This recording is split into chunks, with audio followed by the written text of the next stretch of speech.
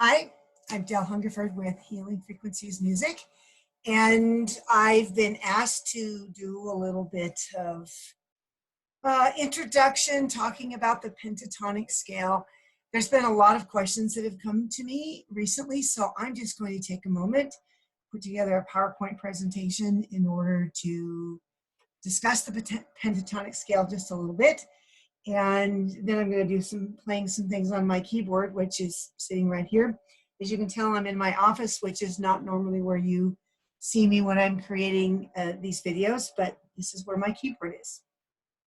So without further ado, I am going to share my screen and we're going to get started with this presentation. I will start the slideshow from the beginning. Maybe. Starting from the beginning. There we go. So as I said before, I'm Del Hungerford. I'm with Healing Frequencies Music, and my website is healingfrequenciesmusic.com. That's just so you know who I am. All right, we'll move on to the next slide. So the first question that we ask ourselves is, what is a pentatonic scale? The word penta means 5, so that means that a pentatonic scale is going to be a scale with only 5 notes.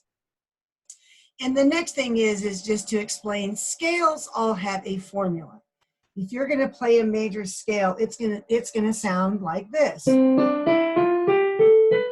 mean, you all recognize that sound. Well, I can play the same scale in minor.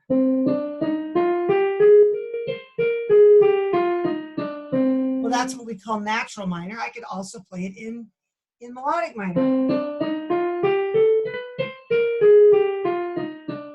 Or I could play it in harmonic minor.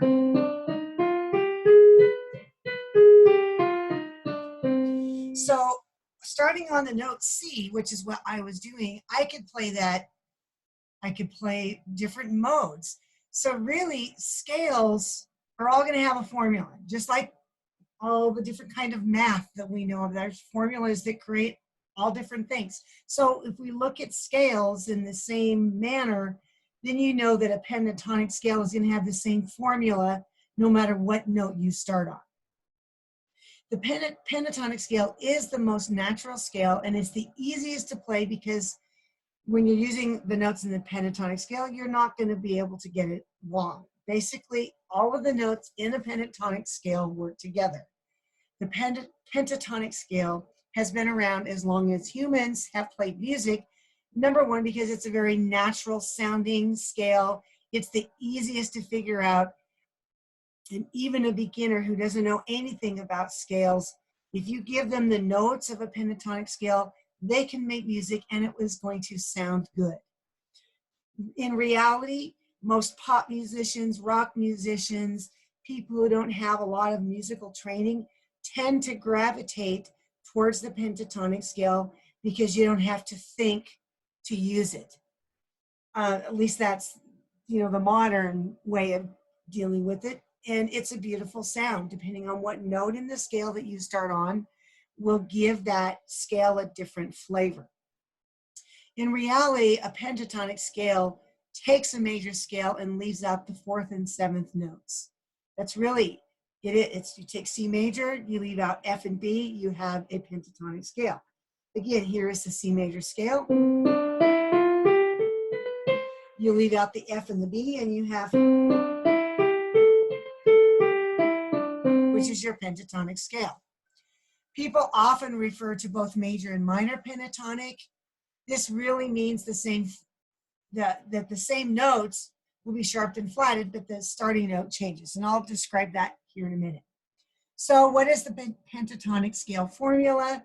The first note indicates the C. As you heard just a second ago, I was playing in the key of C.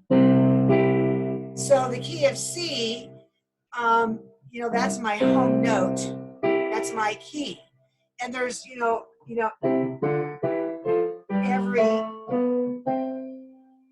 every key has different chords that work within that key. The nice thing about a pentatonic scale is pretty much every chord is going to sound good in the pentatonic scale.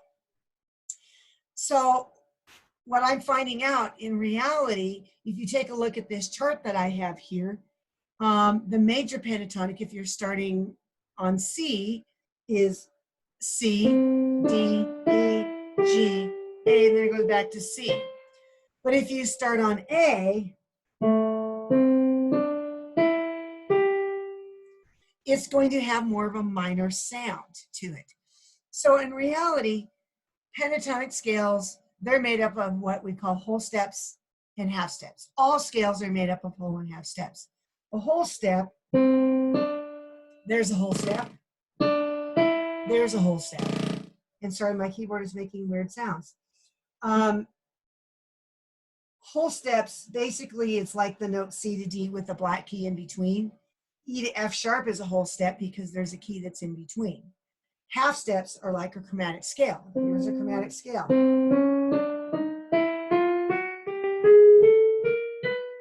Those are all half steps. So every type of scale is made up of a combination of whole steps and half steps. What makes the pentatonic scale unique is one of the intervals is 3 half steps. So notes 1 to 2 is a whole step, 2 to 3 is a whole step, and 4 to 5. Those are all whole steps.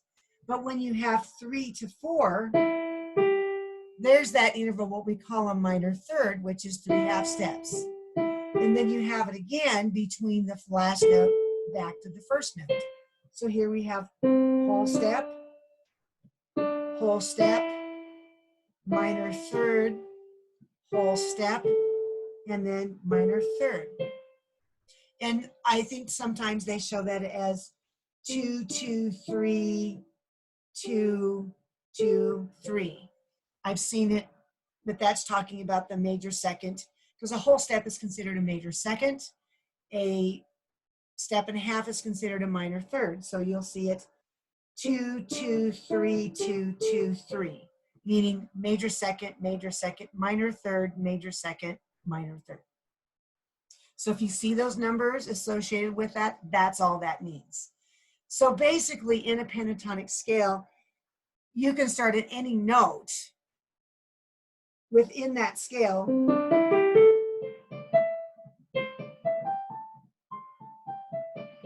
and it can be, it's part of the scale. When you're making the home note, that means you're going to be sitting on that home note pretty much and then messing around with it above that. But you can take any note of a musical scale and build a pentatonic scale out of it. We'll move on to that next. All right, so if you're looking at the keyboard, you're going to notice this major pentatonic starts on the note C. C, D, E, G, A, C.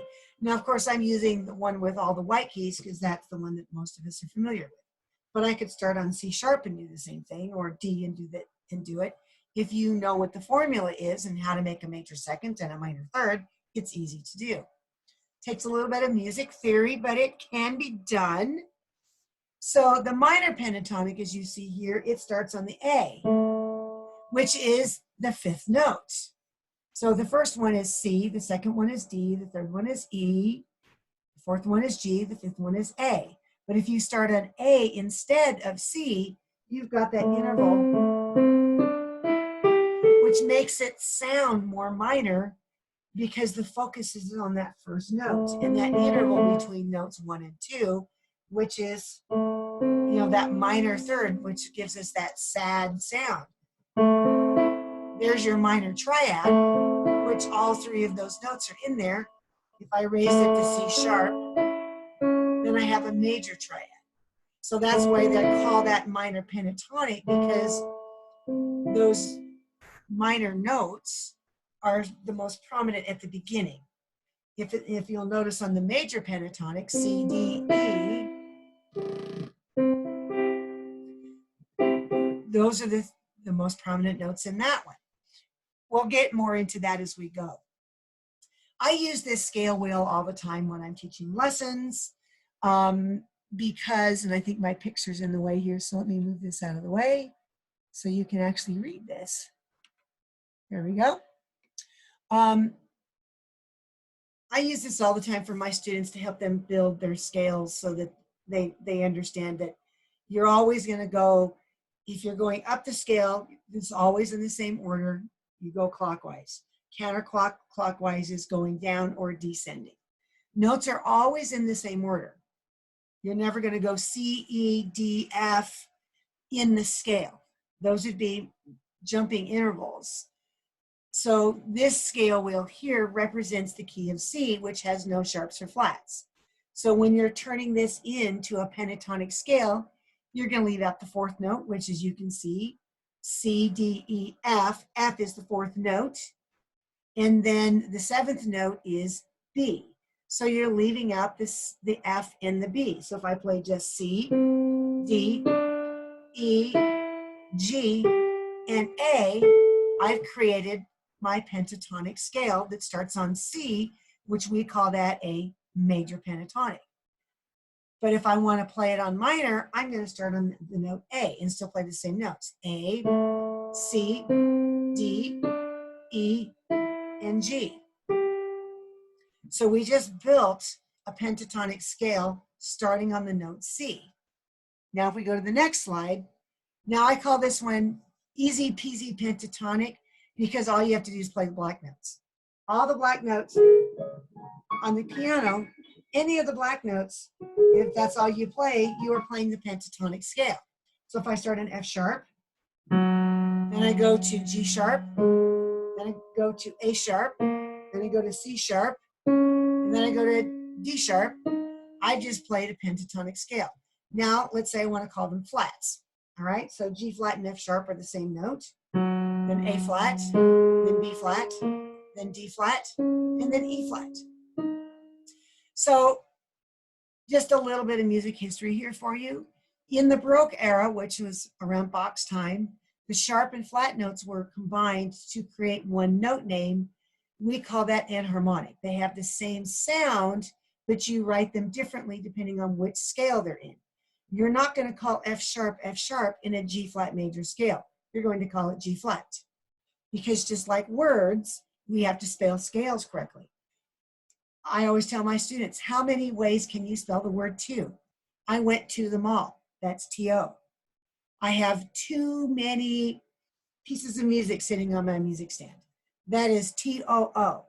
I have two cats. I actually have three, but that's T-W-O. You know how the word is spelled according to the context. It's the same way with musical scales. Sometimes you're going to call it F sharp. Sometimes you're going to call it G flat, but it depends on the context of which you find it. So here, I showed you that you can play your major pentatonic by starting on F sharp. Now let's say you want to play it as a minor pentatonic. You pick your fifth note, which in this case is D sharp. Is that right? Okay.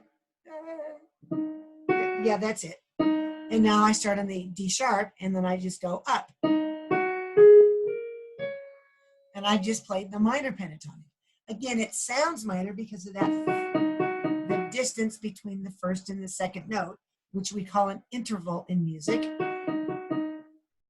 is that minor third, which has that minor sound to it. Okay, so the evolution of sharps and flats. Again, this is a music geeky history moment, just so that we understand that musical notes and musical frequencies are weird creatures simply based on where they are in a given scale. Keyboards were invented in Italy during the early 16th century. And as you can see in this picture, the original sharps and flats had two different notes.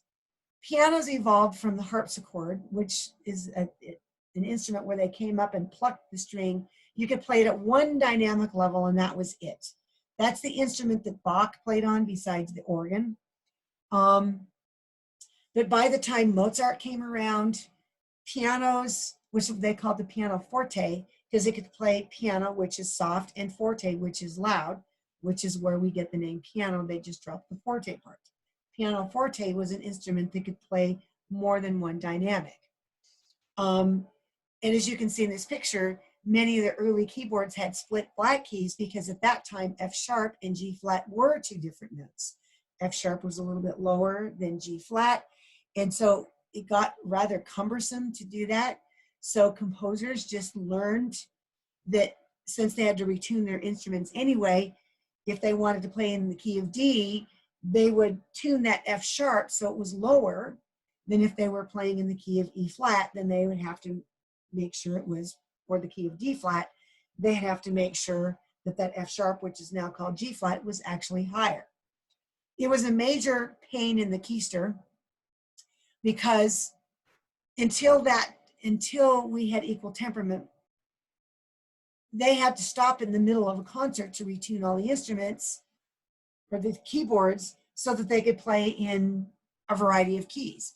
Until then, until equal temperament, we pretty much were stuck to playing in only a few keys. And I'm not going to go into those details here, but the whole point here is to let you know that sharps and flats originally were different notes. Equal temperament came around in the middle 1800s because of the Industrial Revolution. Bach used what was called well temperament.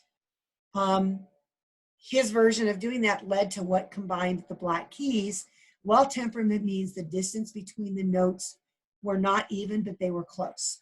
And it changed depending on the flavor that a composer or a performer wanted. So the key of a composition always determined which black key to use when you had multiple keys. The composer or the performer would always make adjustments on their keyboard to play certain keys with certain colors. They actually didn't mind a certain amount of dissonance. I mean, that added a different color.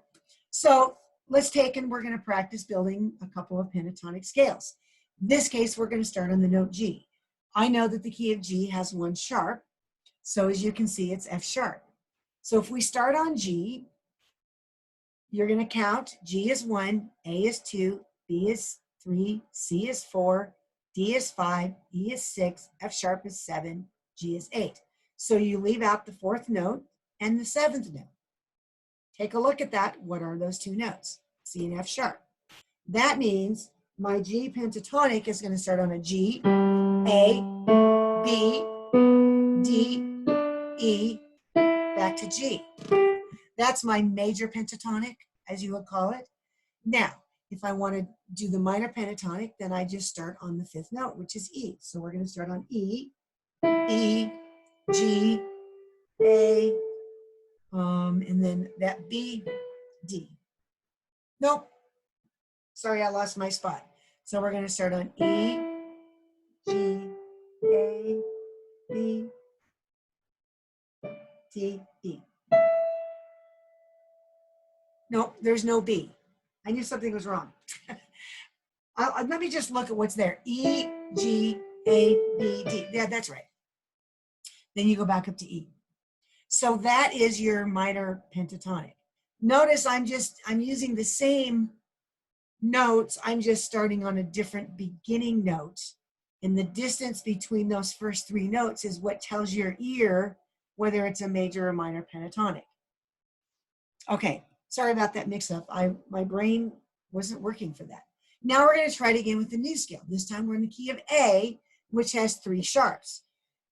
So we leave out the 4th and 7th note, which is the D and the G sharp, and then we play the major pentatonic. So it's A, B, C sharp, E, F sharp. So listen to that again without me talking. There we go, A.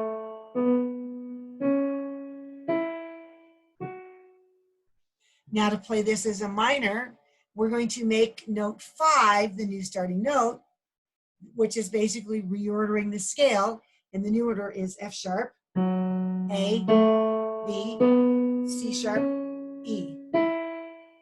It sounds very similar, but those first 3 notes, the first 4, make you feel like it's in minor. Whereas the other one, those are the first 3 notes of a major scale, so to your ear, it sounds major. So I could be sitting here playing A, whoops.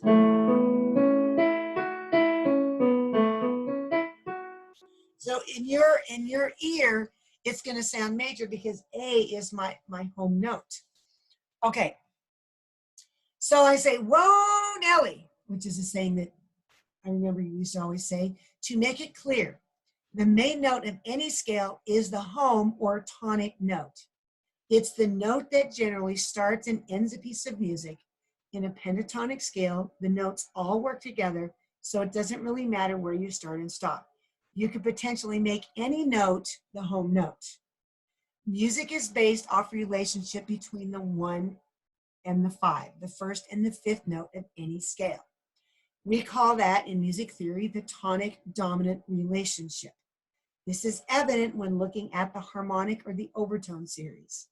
For every scale, the first and fifth notes are the most important notes. Remember, for the pentatonic scales, the fourth and seventh notes of a major scale are left out, but there is still a strong pull between the first and fifth degree of the major scale that the pentatonic scale comes from. For example, and I always, when we used to teach ear training, we'd always say that that fifth, which we call a perfect fifth, is the song Twinkle, Twinkle, Little Star. So for example, from C to G, there's your fifth, and from A to E. All right, now E flat to B flat. And then from F sharp to C sharp. So no matter what key you play in, those, the first and the fifth notes are the most important, like C, D, E, F, G, that's 1 and 5. A, B, C, D, E, that's 1 and 5. Even in the pentatonic scale, even though you're leaving out the fourth note, I hope that's not confusing because you only have 5 notes in the pentatonic scale. We've taken out the fourth, but you're just not playing the fourth and the seventh note. But you still have that C and the G in your pentatonic scale. So I could be playing in the key of C. And then if I were to, my 5, all music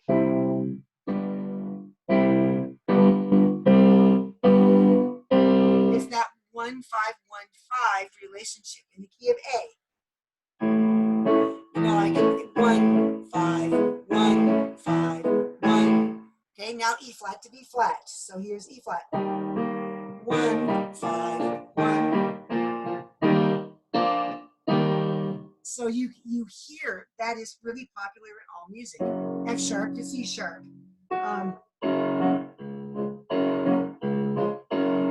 So again, even though we've got the pentatonic scale, that strong desire to use those 2 chords are very pulling, even in a pentatonic scale, which most rock music, most pop music is based off of, and music as far back to the beginning of time, because it's the most natural, it sounds the best, and it's easy to use.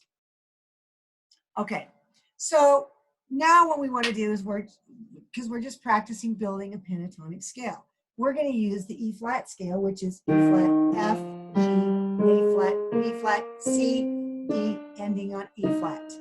So if we take out the fourth and the seventh notes, that's A flat and D. So then we have E flat, F, G, B flat, C, E flat. Okay. Now to play this scale in minor, we take that last note, which is C, and then we just start from C rather than starting from E flat. So now the scale becomes C, E flat, F, G, B flat. We call this C minor pentatonic. So that new note tells you what the key is. You'll notice when I was playing E flat, it's E flat major pentatonic. But when I start on C, it's C minor pentatonic. Basically, the key of C minor and E flat major have the same amount of sharps and flats. Hopefully, you've noticed that when we've looked at this. Okay, so what's the difference between major and minor pentatonic? Notice when the note starts on A in this picture I have here, the next note is C. There's a large leap between those 2 notes, because remember, B is left out. That's the interval or the distance between notes of it. It's called a minor third, which is the basis of a minor scale. That's why it's called a minor pentatonic. Now, just so you know, in music theory, minor is always used with small case, major is always capital. Perfect intervals are also capitalized. So when you see a small case 3, you know that's a minor third. If you saw a small case M, that's minor third. If it was a uppercase M, that would mean major third. So if you're wondering that, no, that's not a mistake. That's how we write this in music. So in the major pentatonic, the first 3 notes are C, D, and E. Now I said this earlier, but I'm just pointing it out again. That spells out the first 3 notes of a major scale. So it's going to sound like a major scale when the C is the main note. It's going to sound like a minor scale when A is the main note. C major and A minor are the same key. They have no sharps or flats. Basically, the starting note determines whether it's a major or minor pentatonic. This is what we call the home note. Now, this is just for the reference. As you can see, these are the ratios that Pythagoras came up with to build the scale. You have your perfect unison, which is PU, capital PU. Perfect octave is the capital P with the number 8. The perfect fifth is capital P5. Perfect fourth is capital P4. Then you have your major sixth, capital M, 6. The major third, capital M with the number 3. And then, of course, you see your 2 minors. They have small case. Then major second, obviously capitalized again. I'm not going to, this is for the musicians out there who want to see how this works. You're going to notice that the first few that are on there, the C, C, G, E of the C major pentatonic, those are the most prominent ones. And then you've got that major second, which is that stepwise scale degree, makes up the other 2 notes of the pentatonic scale. Interesting, but again, that's for the people who are musicians who want to delve into it a little bit deeper. Here are some of the questions that keep coming to me from a variety of sources, especially once I put out the crystal bowls. Then people were asking me more specific questions. Does the specific frequency matter? For example, A30, A432, and A444. Is one better than the other? And then, this is the answer I give to people all the time. There are specific helpful frequencies, but just like there are a variety of variations for the color orange, which is the note A, there are that many sounds for the same note. Okay, if you take the color wheel, which are measured in nanometers, and you move that down 40 octaves and do specific mathematical equations, the note A is represented by the color orange. How many different colors of orange do you know of? A lot. It's like the note A. Right now, this keyboard is tuned to A432. A440. If I make an adjustment, I'm going to do this right now. So there's A440. Now I'm going to move it down to 432.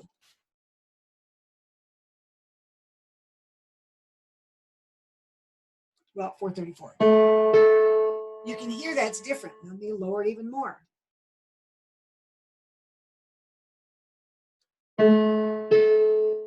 Hopefully you can hear that as I'm playing that A, and I'm lowering the concert pitch on that, it is changing. Now I'm going to move it back up to A444. So listen to that.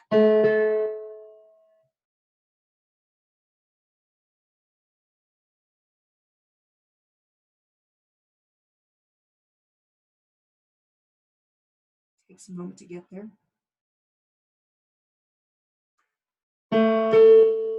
You can hear a big difference in that A. It's the same A, but all I'm doing is adjusting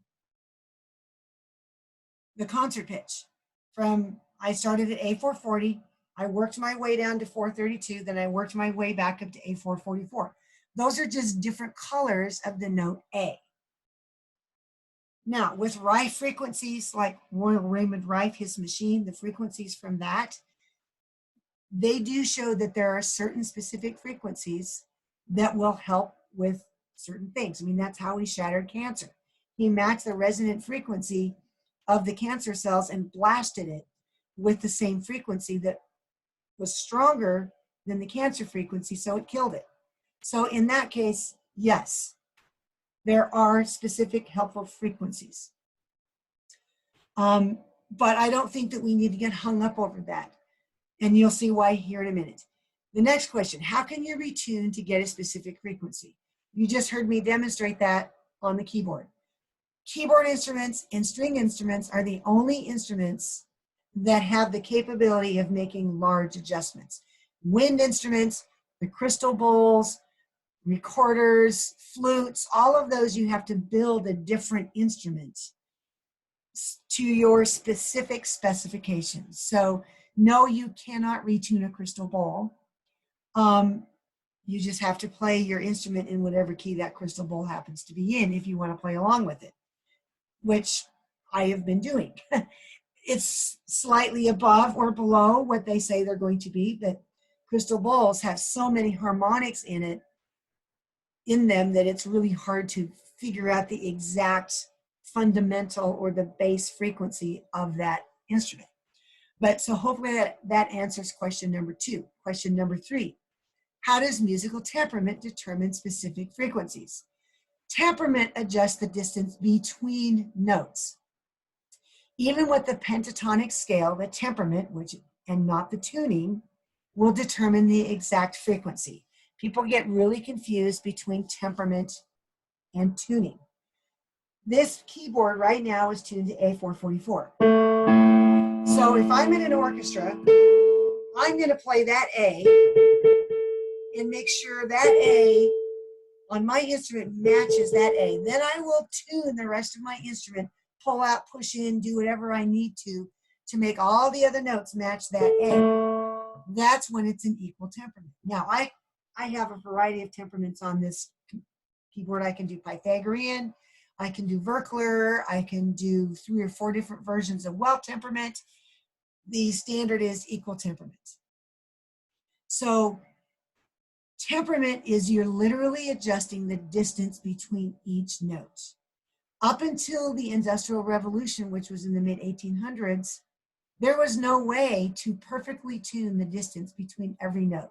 It was a tuning fork or the town bell or something would give the tuning notes, and then you would adjust the distance between all the other notes up and down your keyboard instrument to match whatever that note was that you were tuning to.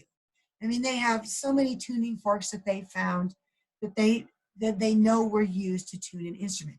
And it all depended on which city you lived in, which country you lived in. I mean, no 2 cities use the same temperament. No 2 cities use the same concert pitch. So all of the conspiracy theories out there about that, no. Equal temperament has not, I won't go into that here. I have lots of blog posts on that. Currently, all the charts that are found online represent equal temperament, which means equal distance from note to note. So when I play chromatic scale, the distance between every half step is exactly the same. Pythagorean tuning, the thirds are really sharp. When I play this C to E on the piano, that E is sharp. Now, just intonation, singers do it, string players do it. They will bring that E down so that it's more pure, so that it's not quite as sharp. But you only do that when you're playing that particular interval. So that's one of the reasons prior to equal temperament that the performer chose how to play each interval, which again is the distance between notes.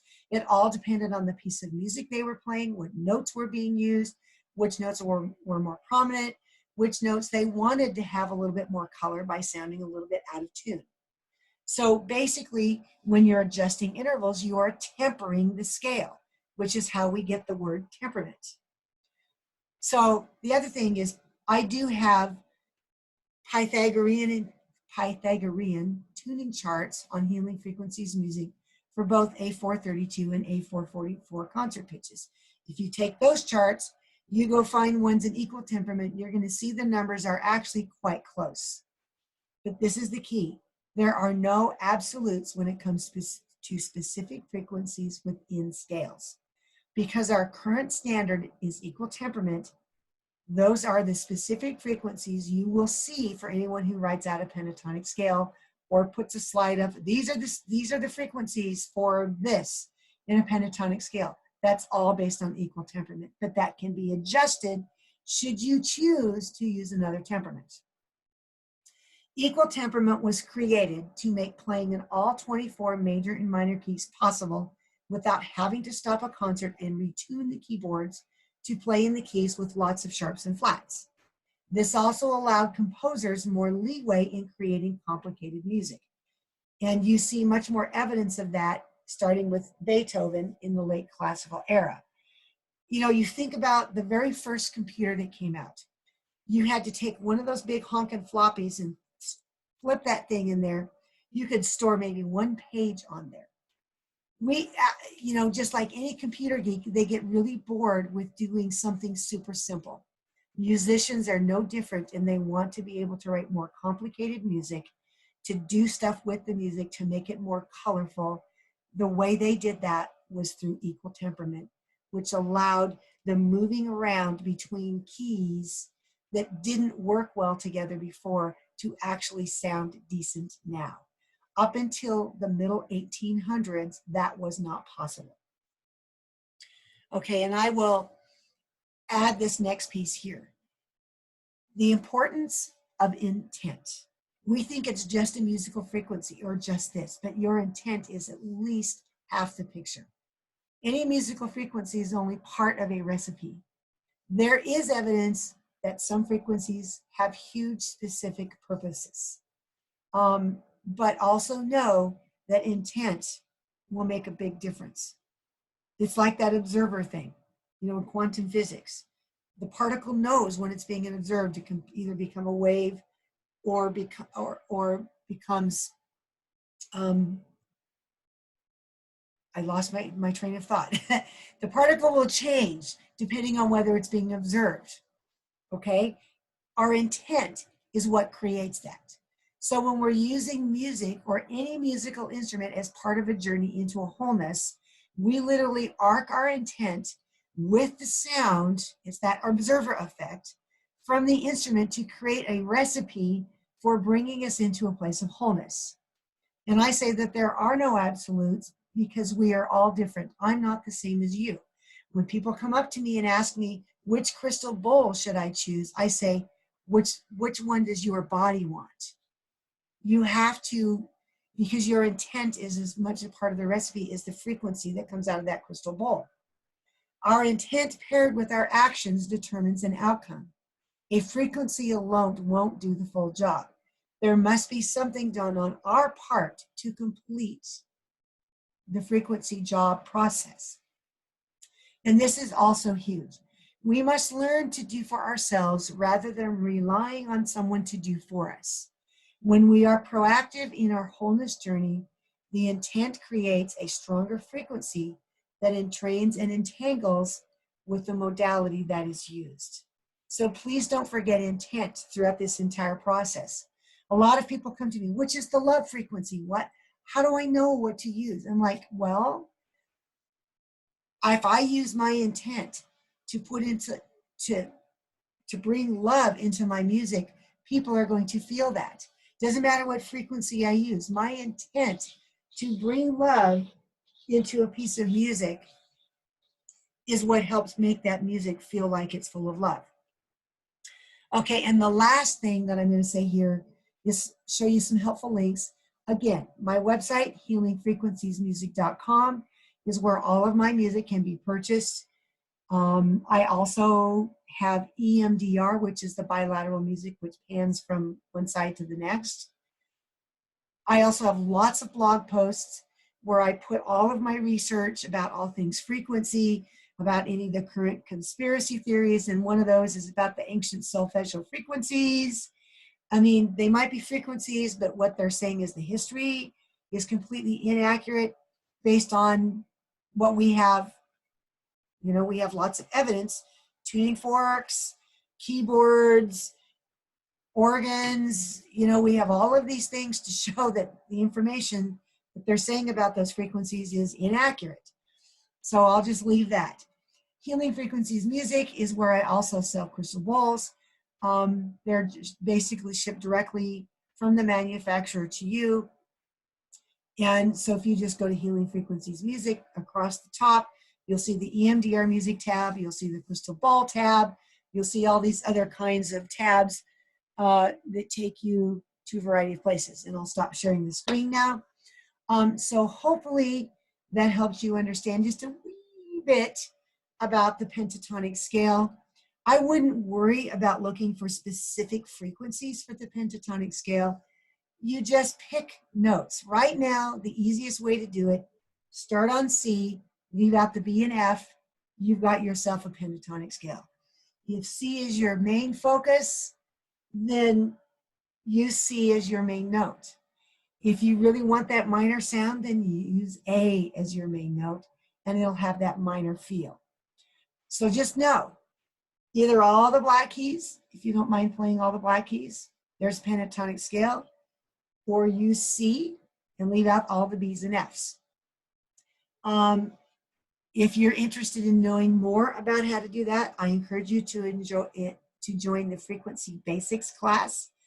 There's information about that on Healing Frequencies Music as well. Under the Classes tab, I think I have a cat. Under the Classes tab, in the product store. And he's digging on the wall, so you have to excuse that. Teddy, would you like to meet the people on Zoom? He's like, I do. I want to dig on the wall. So I think what we will do is we will end this session with an introduction to Teddy. And Teddy says hello.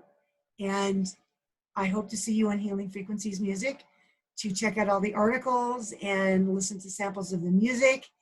And thank you for joining me. And if you have any questions, leave comments in the link below. In the comment section below, and I will also put links to all of those pages below the YouTube video so that if you want to find them directly, you can just click there. All right, thank you. And Teddy, you can go goodbye now. He likes to be right smack in the middle of what I'm doing.